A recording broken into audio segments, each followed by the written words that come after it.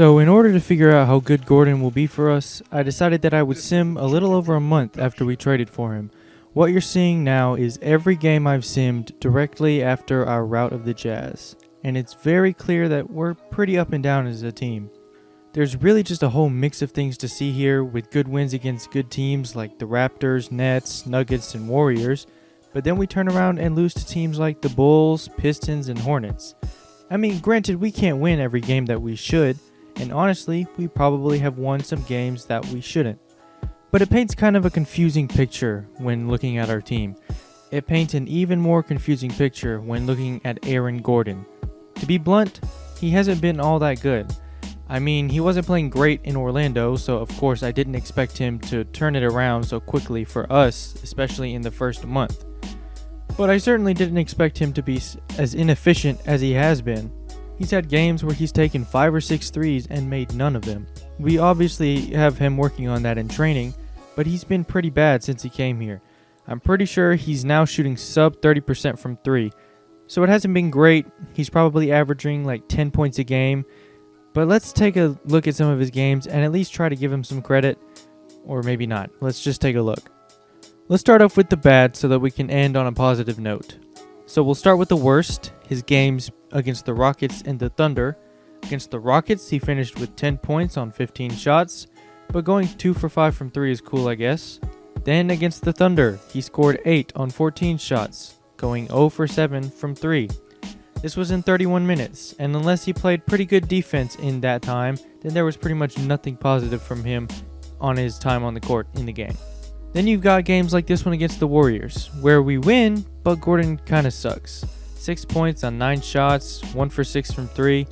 Here against the Mavericks, we didn't win, but he still sucked. 11 points on 14 shots, 1 for 7 from 3. 4 assists is cool, I guess. Against the Heat, he had 11 points on 11 shots, 5 assists, 0 for 5 from 3.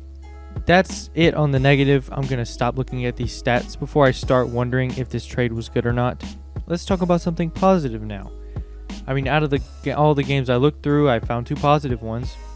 This one against the Hornets where he had 17 points and got 8 rebounds and 3 steals. I mean, we lost, but at least he played good, right?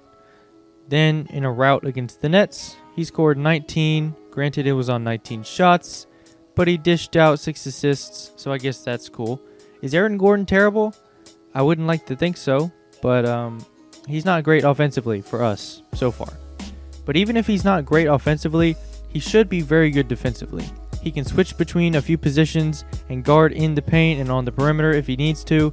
He's a great defensive tool regardless of the offense, but I really do hope that he picks up his play soon because we really do need someone who can hit threes next to Cat.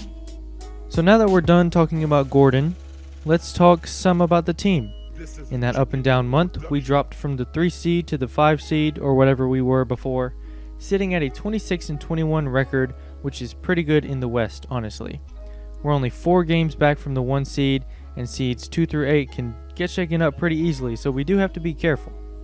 To my surprise, we're actually not that good at home. We're 11-11 at the Target Center, and somehow we're 15-10 in away games.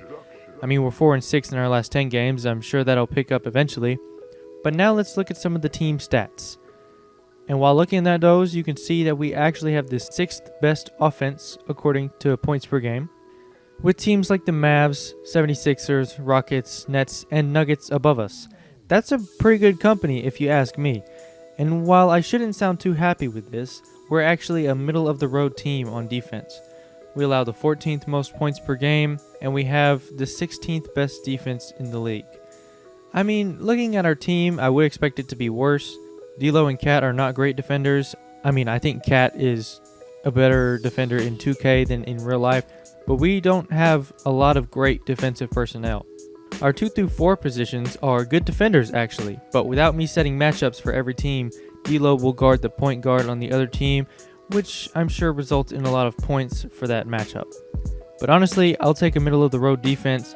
Being a top offensive team and a middle-of-the-road defensive team, or vice versa, are generally the makings of a contender. The fact that our extremely young team is doing what it is only shows great promise for the future. This is only Okoro's rookie season. Same with Okongwu, who has the makings of a great defensive center. But let's take it back to the offense for a minute. The reason our offense is so good, it has a lot to do with our 5th best 3 points made per game for the team, as well as our 3rd best 3-point percentage. And actually, from looking at the box scores this past month, we actually have a pretty balanced attack for the most part. Taking a look at the player stats this far into the season, we have a balanced scoring attack, as I said. I think I might up Cat's shot tendency because he's just not taking enough shots, and he's definitely capable of scoring 28 plus points. I think it's at like a 73. I'll probably put it at an 80 or an 85, we'll see. But we've got 2 20-point scorers in D'Lo and Cat. Gordon has a season average of 15 points, but it's probably been much less with us. Okoro around 12 points per game, and Okogie just below 10. So with just a little more scoring from Cat, our offense would be even more lethal. We do have a problem though, and that's Malik Beasley. He's scoring 8 points per game, and we're paying him like $10 million a year. He's not a good playmaker, he's not great at creating his own shot, and he's not good at much else other than shooting. I think I'm going to have to up his shot tendency because it's only at a 48. He's a very good and efficient shooter. We just need him to take more shots. He's meant to be our scoring 6th man, so we need him taking shots more than anyone else on the bench. One thing else there is to point out is how balanced the assists can be. You see here that D'Angelo Russell is averaging 7.5 assists per game. Then you've got Cat averaging 4, Gordon averaging almost 3, Okoro averaging 3. And you've got some guys off the bench who also average a few assists, like Moutier. He's averaging 3.6 in our backup point guard role. That's actually a very balanced assist attack, whatever that means. We do need to get some more playmakers off the bench, honestly. Beasley is not even averaging an assist, same with Culver.